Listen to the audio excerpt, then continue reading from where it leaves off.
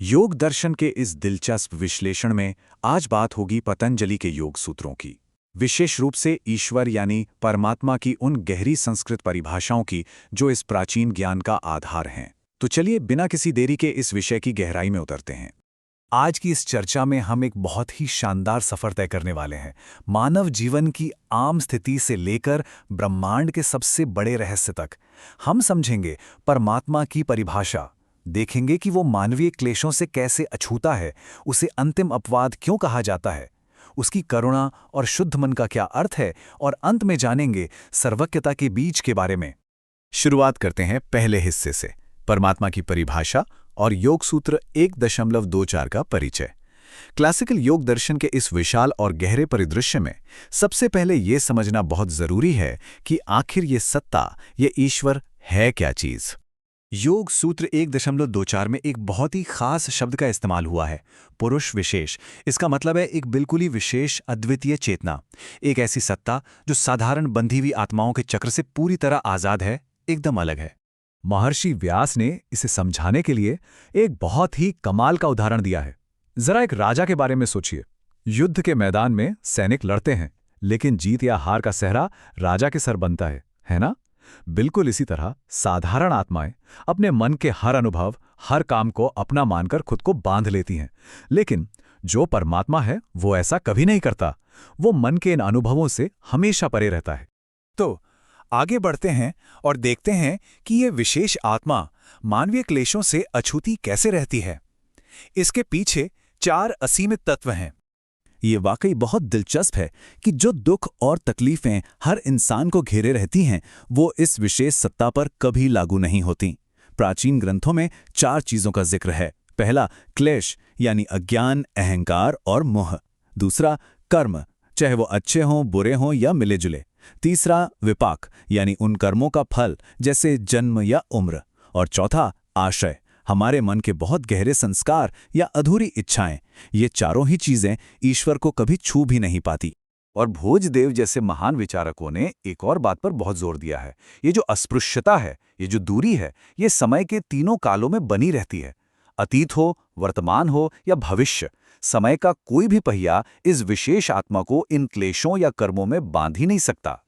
अब आते हैं अपनी चर्चा के तीसरे पड़ाव पर, अंतिम अपवाद। सदैव मुक्त, सदैव ईश्वर। ये हिस्सा मुक्ति की हमारी आम समझ को एक बहुत ही शानदार चुनौती देता है। जरा इस फर्क को समझिए। साधारण आत्माएं कड़ी तपस्या या साधना के बाद आजादी पा सकती हैं, जिन्हें हम मुक्त आत्मा कहते हैं। लेकिन उनका एक अतीत होता है जहां वो कभी बंधनों में थीं, उन्हें खुद को आजाद करना पड़ा। इसके ठीक उलट ईश्वर इस पूरे ब्रह्मांड का अंतिम अपवाद है। क्यों? क्योंकि वो शाश्वत रूप से मुक्त है। उसका किसी भी बंधन से न तो कभी कोई वास्ता था और न ही कभी होगा। अगर हम बंधन की इस समय रेखा को समझें तो तस्वीर बिल्कुल साफ हो जाती है। साधारण आत्माएं अतीत में भी बंधी थीं, आज भी हैं और शायद आगे भी रहें। मुक्त आत्माएं अतीत में बंधी थीं पर अब आजाद हैं। लेकिन ईश्वर की स्थिति हर काल में सिर्फ और सिर्फ मुक्त ही रही है। वो बिना किसी रुकावट के हमेशा से आजाद हैं और हमेशा सर्वोच्च सत्ता है। अब यहाँ एक बहुत ही गहरा दार्शनिक सवाल उठता है। अगर कोई सत्ता ब्रह्मांड की इस पूरी मशीनरी से इतनी अलग है, इतनी मुक्त है, तो उसे इस ब्रह्मांड से कोई भी संपर्क रखने की जरूरत ही क्या है?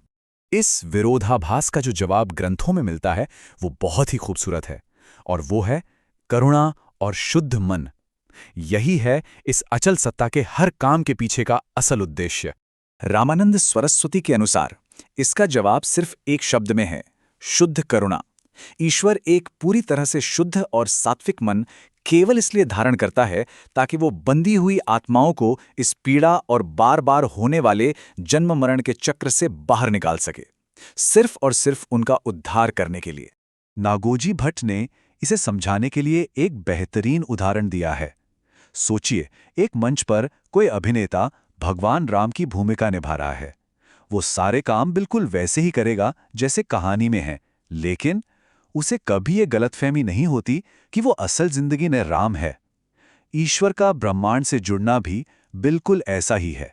ये पूरी तरह से होश में किया गया एक करुणापूर्ण प्रदर्शन है, जिसमें कोई भी वास्तविक मोह या लगाव शामिल नहीं होता। ब्रह्मांड के बनने और मिटने का एक पूरा चक्र है जिसे सर्ग और प्रलय कहते हैं। प्रलय में सब कुछ मिट जाता है, फिर ईश्वर करुणा की वजह से एक सात्विक संकल्प लेता है। इसके बाद सर्ग यानी नई सृष्टि शुरू होती है और फिर इसी रूप के जरिए परमात्मा बाकी आत्माओं को ज्ञान देता है, उनका उद्धार करता है। ये चेतना बार बार एक महान शिक्षक की तरह प्रकट होती है। लेकिन ध्यान रखने वाली बात यह है कि इस पूरी प्रक्रिया की कोई शुरुआत या अंत नहीं है। ग्रंथों में अक्सर इसकी तुलना बीज और अंकुर के रिश्ते से की गई है। जैसे बीज से अंकुर और अंकुर से फिर बीज बनता है, वैसे ही ये सृष्टि का प्रवाह हमेशा से चला आ रहा है, बिना किसी आरंभ के। चलिए अब इस विशेष आत्मा के अंतिम और सबसे बड़े गुण को समझते हैं, जिसका जिक्र योग सूत्र 1.25 में किया गया है, सर्वज्ञता का बीज। सूत्र कहता है, निरतिशयम सर्वज्ञ बीजम। इसका सीधा सा मतलब है सर्वज्ञता का अद्वितीय बीज। ब्रह्मांड में जो कुछ भी जानने लायक है, जो भी ज्ञान है, वो अपनी पूर्ण और असीम सीमा तक केवल और केवल इसी सत्ता यानी ईश्वर में ही पाया जाता है। ज्ञान की जो सर्वोच्च सीमा है वो यहीं आकर खत्म होती है। महर्षि व्यास ने इसके पीछे का तर्क भी बहुत शानदार तरीके से समझाया है। वो कहते हैं कि एक से ज्यादा सर्वोच्च सत्ताएं हो ही नहीं सकती। क्यों? क्योंकि अगर दो ईश्वर हों और दोनों की इच्छाएं अलग अलग हों, मान लीजिए एक कुछ नया बनाना चाहता है और दूसरा उसे पुराना रखना चाहता है, तो किसी एक की इच्छा तो टूटेगी ही, और जिसकी इच्छा टूट गई वो सर्वोच्च कैसे हो सकता है? इसीलिए यह सर्वज्ञता अपने आप में अकेली है और बेजोड़ है। तो अगर इस सर्वज्ञता को समेट कर देखें तो ये पूर्ण और शुद्ध सत्व यानी प्रकाश और स्पष्टता से बनी है। इसके बराबर या इससे ऊपर कोई नहीं है। ये सबसे प्राचीन ऋषियों के लिए भी परम गुरु का काम करती है। और सबसे बड़ी बात, ये किसी पक्षपात या लगाव से नहीं, बल्कि सिर्फ और सिर्फ करुणा और निष्पक्षता से काम करती है। अंत में एक बहुत ही गहरा सवाल जो हमें सोचने पर मजबूर करता है। इस अद्वितीय, हमेशा मुक्त रहने वाली चेतना को समझना सिर्फ कोई किताबी ज्ञान नहीं है, ये सच्ची दार्शनिक आजादी की तलाश में एक बहुत बड़ा कदम है। जब हम इस शाश्वत और सर्वज्ञान चेतना को गहराई से समझते हैं, तो क्या ब्रह्मांड को देखने का हमारा नजरिया पूरी तरह बदल नहीं जाता? ये वाकई सोचने लायक बात है। इस विश्लेषण में साथ जुड़ने के लिए बहुत बहुत धन्यवाद।